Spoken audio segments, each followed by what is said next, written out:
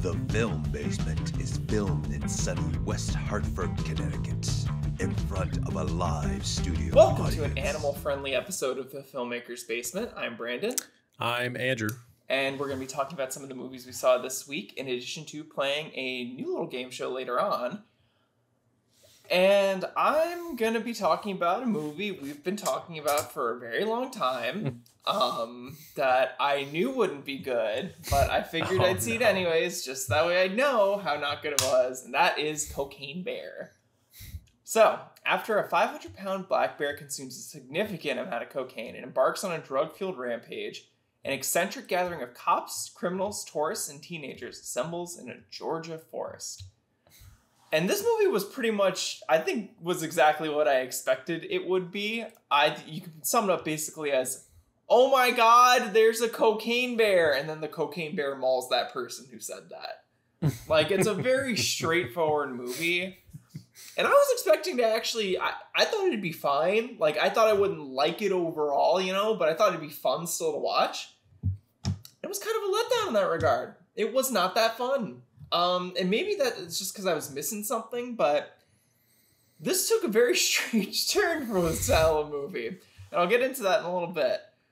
But I mean, like I said earlier, this is definitely one of those, like, you can tell it was trying to be so bad it's good, you know, like a Sharknado, where it's like, we're just gonna have a ridiculous premise, it's gonna be horrible, and everyone's gonna watch it because they're gonna want to make fun of the style of movie.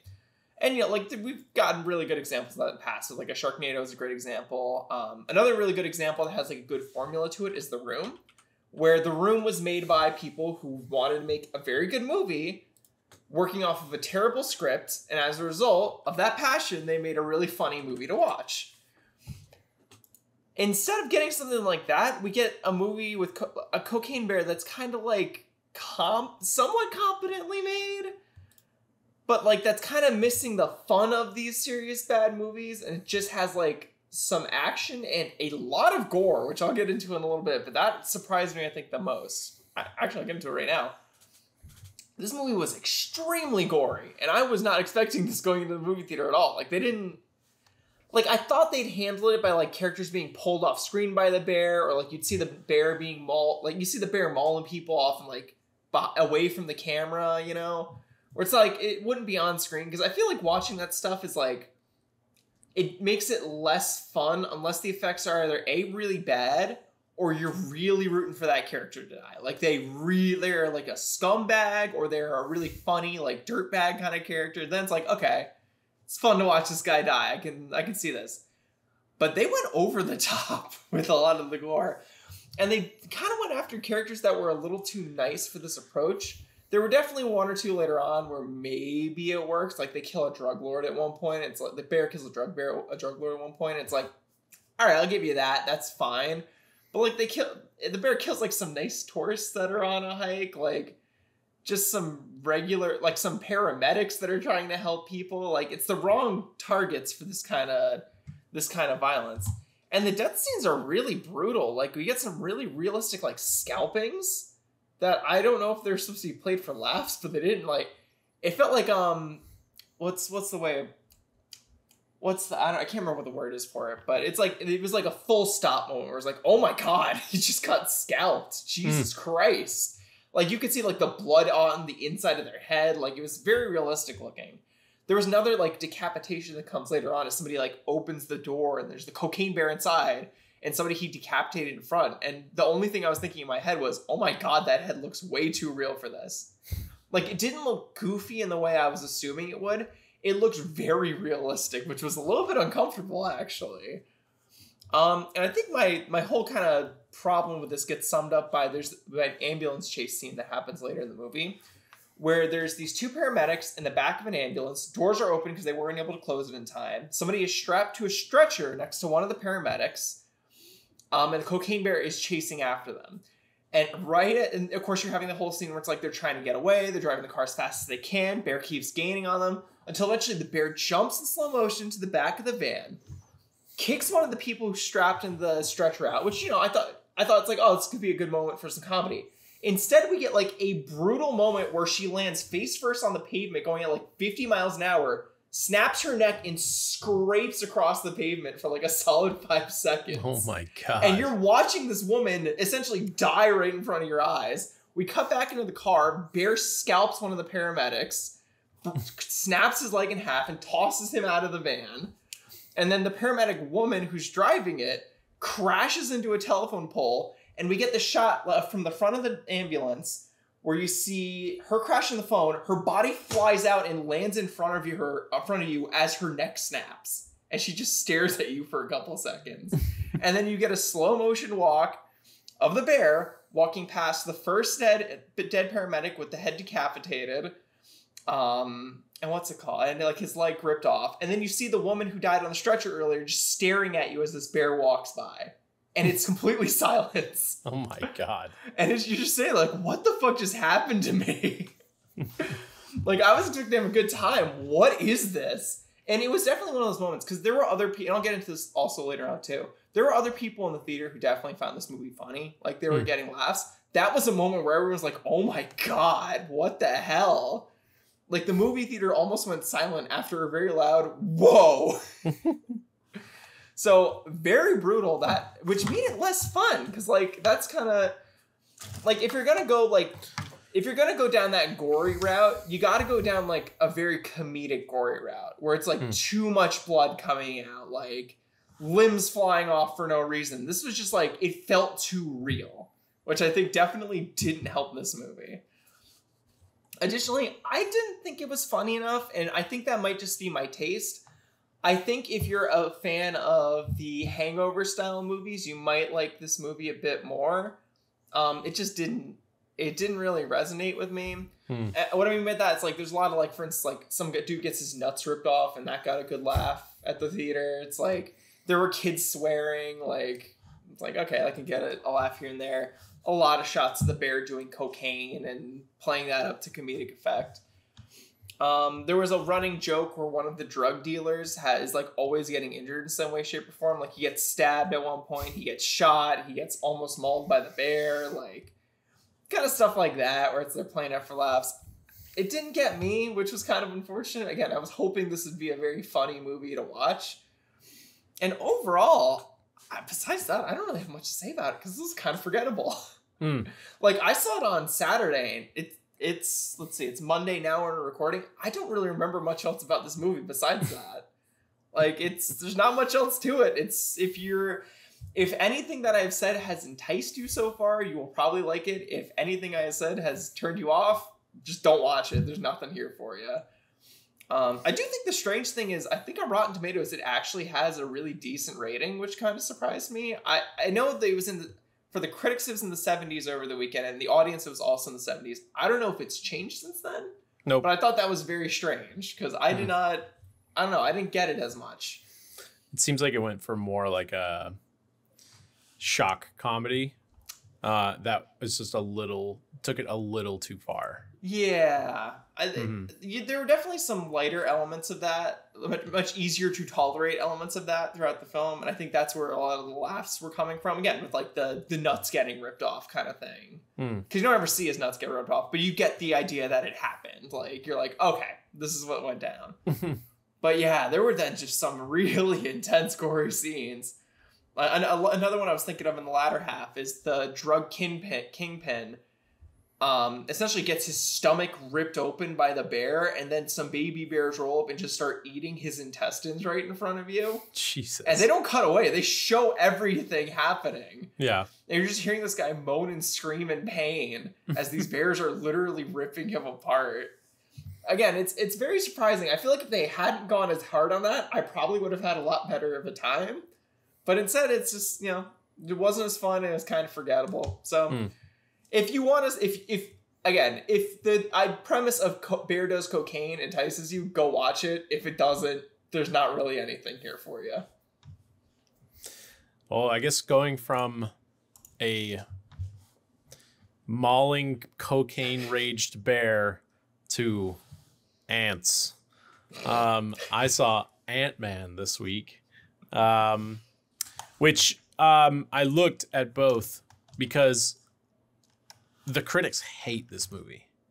Really? Yes. So Scott Lang and Hope Van Dyne, along with Hank Pym and Janet Van Dyne, explore the quantum realm where they interact with strange creatures and embark on an adventure that goes beyond the limits of what they thought was possible. This is the second worst Marvel movie according to critics on Rotten Tomatoes. Wow.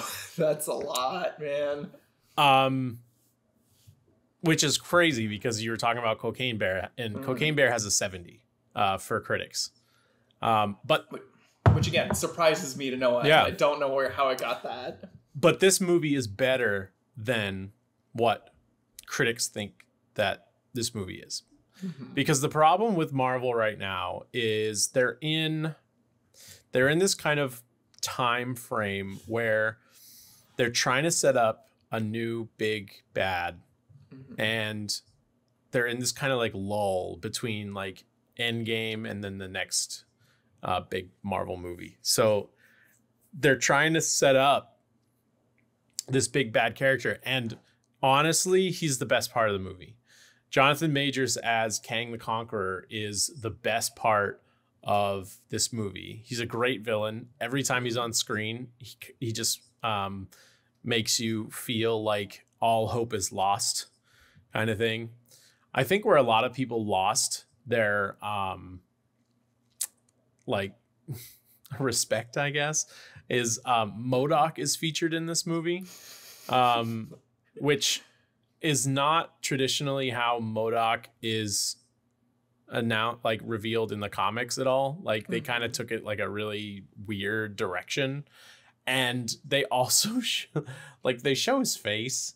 And if you don't know who MODOK is, he's a giant head with like tiny limbs. Essentially, the goofiest character you could possibly imagine. But it's a mechanized organism designed only for killing. Which is a great villain kind of character, but it just looks so weird. And like when he has his mask down, it's great. Like it's like, oh man, this is badass. Like he's kind of looks pretty cool. But then when he pulls his mask up, you're just like, oh, this is weird. Like I don't want to look at this anymore. Yeah. The plot of this movie is kind of all over the place. So the fivesome kind of gets split up into two groups, and then one group is trying to find each other, and then like one group gets captured by Kang, while the other group is trying to like find them, and it gets just kind of bizarre near the end of the movie and how the movie ends. But what they're trying to set up, like I'm saying, they're trying to set up this new character who is a Thanos level threat, and he is a Thanos level threat because he's a multiversal villain, and he can take down different realities, and that's just kind of like where they're going with this. And I think this was a good way to introduce Kang the Conqueror, because we've seen Kang before from the Loki series from Disney Plus. But he wasn't a Kang. He was, He Who Remains or something like that. He was the only one left at the end of time. And this just kind of set up this villain is going to be a problem with everybody. And I liked it. I liked it more than what the critics like it as. I wouldn't say it was like it's in like an 85 audience score, which is considerably higher than what the critics have it as. So I wouldn't say it was that high, but like definitely like a low B, high C type of movie. And definitely better Marvel movie than what they've been putting out recently. Although a lot of fans are having doubts about the franchise, but they're saying that it's kind of fell off since Endgame, which it has. But I mean, how do you top Endgame? Like, but exactly, that was 10 years of setup for. Again, I don't watch MCU movies. I think we've made this very clear. I watched Endgame and I liked it. Yeah. It's a very well-made movie. You can, even without any of the context of the other movies, you can watch those what was it? What's the first one? Infinity War and Endgame on their own. Yep. They're just really good movies. Yep. But and it's 10 years of build up for that. How you can't like just compete with that. Right. And everyone wants something now, but like it took them 10 years to get from point A to point B in the first 4 phases. So they're not gonna rush into it like people are hoping that they're going to. Mm-hmm. So you also gotta wonder if they're even gonna be able to make something, because I think that was the whole idea behind those movies, is that the big team up movies always seem to really top the next ones, even if they didn't top them by a lot. Mm-hmm. So it's like Endgame was the accumulation of that. How do you go past that? Like, but it's just weird. Essentially. It's just weird now because the next 2 Marvel Avengers movies are going to be Infinity War Endgame types of movies. And like we had 2 different Avengers movies in between or before we got to that kind of level of threat. So they are kind of rushing, not saying rushing it, but they are kind of, having it on a faster pace than what they had with the first 4 phases. So we'll see. The next Marvel movie is going to be Guardians of the Galaxy. It's going to have nothing to do, I don't think, with anything from phase the new Marvel movies, just because I'm pretty sure it's most of that cast's last movie.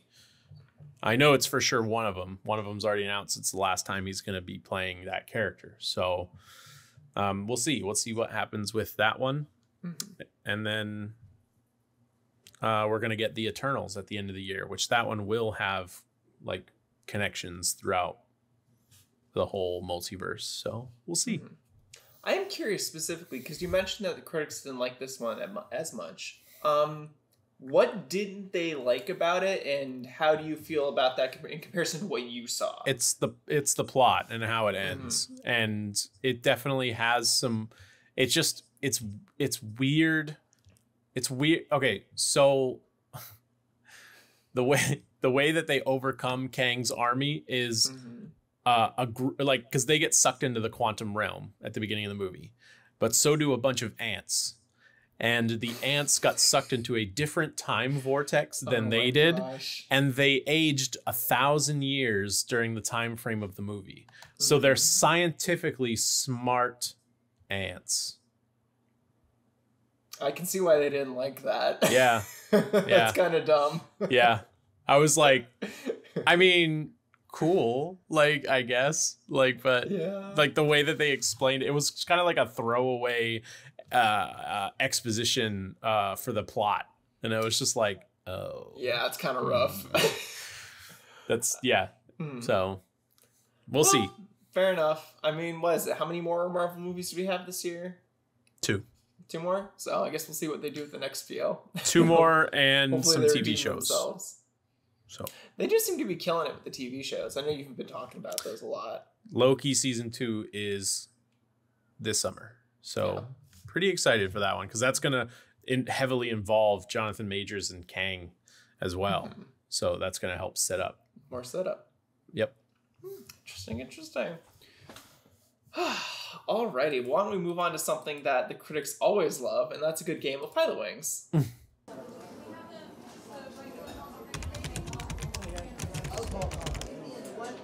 Okay, so Andrew, I've swapped it up again this week. We're going to try out something a little bit different. So what I'm going to do is I'm going to give you 3 reviews from a movie you have seen. And I want you to guess, based off those reviews, what the movie is. Now, this is going to... Oh, okay. This is going to might be a little bit tough. I tried to pick some that I thought would give you enough to work with. I'm excited for this. Yeah, so we'll see. I do have 4 reviews listed here right now. I might only read 3 of them.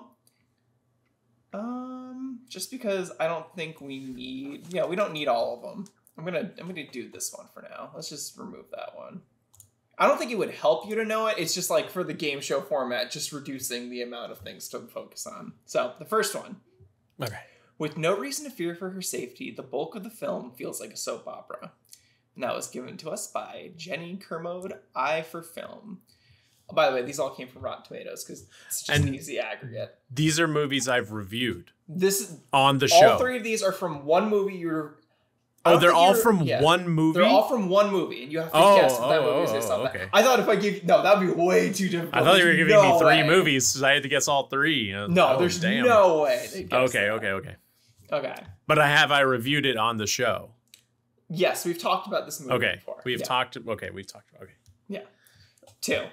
Despite its predictable twist and an age discrepancy concerning the deceased's wife, this film is worthy of its reflection on toxic ties. And that's from Denise Paniazak from Escribiendo Cine. That is a Spanish one, because apparently Rotten Tomatoes has a lot of Spanish reviews. I did not know that. And number 3. The film tells its tale of abandonment, poverty, abuse, and murder in such a placid manner, smoothing over any possible rough edges that is bereft of emotional depth. And that's from Ayelet Dekel of Midnight East. So, Andrew, thinking back on the movies you have seen and the movies we have talked about, do you think you can make a guess at what this movie is? Judging off of these reviews, I know it's a female lead because with no reason to fear for her safety, the bulk of the film feels like a soap opera. Sure. Despite the predictable twists and an age discrepancy concerning the deceased's wife, this film is worthy of its reflection on toxic ties. Deceased's wife. Okay. So that her husband's dead. What movie have I seen where her husband died? And then the film tells a tale of abandonment, poverty, abuse, and murder in such a placid manner, smoothing over any possible. Now, if you want, I can give you that 4th review. Yeah, what is that? What is that? What is that last one? What is that last one? Since it's not bad. Okay. So, while the writing and direction are too controlled to allow for any realism, the actors find gorgeous textures in their characters, stirring in complexity that brings out the story's deeper themes about predators and inner strength. Is this The Last Night in Soho? Are you going to go with that? Is that your final answer? Yes. Wow. I'm really disappointed in you because the movie was Where the Crawdads Sing. Wow, Andrew, I thought you really liked this movie. I'm so surprised. I like the twist at the end. Oh man. Why didn't I think about that? Yeah. I was trying to, because there were a lot of reviews that were like in her marsh spirit, you know, like trying to reference all things. So I was trying to give you ones that didn't give you too much of a hint, but still just enough so that way you could figure out what it was. But maybe it was a little too vague. I'm gonna be honest. Forgot I watched that movie. Also fair. You know what? That's all. I gotta also keep that in mind. But I'm definitely going to try this one again. I like this one. I like that. That's good. Concept. I might, because I did this with critic reviews. My original thought was to do this with audience reviews. Oh, God. So maybe I'll do that next week and see if I can come up with something really weird for that. But yeah, that was Pilot Wings for this week. Hopefully we'll have another good one next week. And let's move on to some upcoming movies. Oh, man. There is none. That's not true. Creed 3 comes out on Friday. That's true. Creed 3 is a pretty big one. This is Friday. No, okay. I'm going to be seeing Creed 3. I might go see it. I have to watch the other two. Really? You haven't seen them? I think I've seen the first one. I don't know. They're good. I haven't seen the second one. It was good. It was a good throwback to what's it called? The Ivan Drago Rocky fight. Yeah. Oh yeah. Yeah. A very good thought, like continuation of that storyline. There's also a movie I keep seeing online and like trailers for called Operation Fortune. What's that? Special Agent Orson Fortune and his team of operatives recruit one of Hollywood's biggest movie stars to help them on an undercover mission where the sale of a deadly new weapons technology threatens to disrupt the world order. Sounds up your alley. Meh. I mean, it's got Jason Statham, Aubrey Plaza, Carrie Elwes, Hugh Grant. What's she doing there? I don't know. She's been doing a lot of like movies. No, but I mean, like, usually she's in, like, I always feel like she does better in that, like, community style role where she's playing, like, the sarcastic, sassy, like, side character. So I'd be curious to know how she's handling it in there. Yeah, I don't know. But there does seem like there's actually a shocking amount of movies coming out this Friday. Now, have I heard of any of them? No. But there does seem to be a shocking amount of them popping up. Like, I've seen one, The Man in the Basement. After a Jewish couple sells their basement to a former history teacher, they uncover his secret life as an anti-Semitic conspiracy theorist. That's 100%. As the couple struggles to rescind the sale, the buyer befriends their naive teenage daughter. That's 100% a foreign film. Yeah, it Every is. single person's name in that like credit list has the little accent over one of their vowels. Like, yeah, it's 100%. That's definitely a French film. Definitely. It also says it came out weird. in 2001. What? Yeah, it says 2001 next to the title. So I don't know if it's being strange. Like a worldwide release this year. It says 2021. Yeah. Oh, sorry, 2021. It was like 2001. No, 2021. That's what I meant. Yeah. 2021 makes more sense. Yeah. Yeah, I don't know. Oh, okay. I'm real excited for next week. Next week's gonna be a good one. Next week is Scream 6 and 65. What is 65? Because I've been seeing that pop up on like Reddit. 65 is an astronaut crash lands on a mysterious planet, only to discover he's not alone. People keep saying this is gonna be like, they're like, oh my god, it's gonna be the next big movie. I'm like, I have no idea what you're even talking about. Like, so basically, what is this movie? Adam Driver crash lands on a planet that is inhabited by dinosaurs. So it's a future. Really? It's a future film that basically takes place in the prehistoric era. And it's Sam Raimi. Sam Raimi's doing it too. What was that Will Smith movie from 2011? Was it After Earth? What's it called? Yeah, it sounds like that. Yeah, I think this is going to be better. I would hope so, but I don't see why people are so hyped about this. This seems like it'll be fine. It looks really good. I think that's why people are excited about it.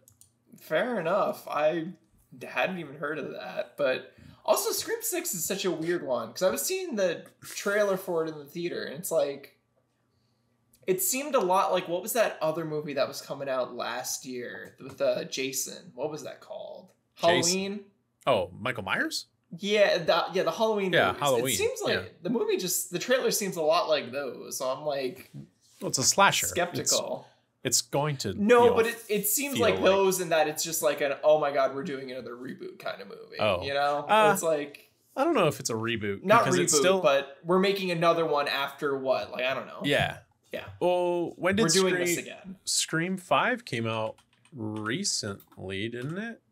Oh, I have no idea. Even so, Scream, which was Scream 5, came out in 2022. Gee, they are doing another one already? I did too.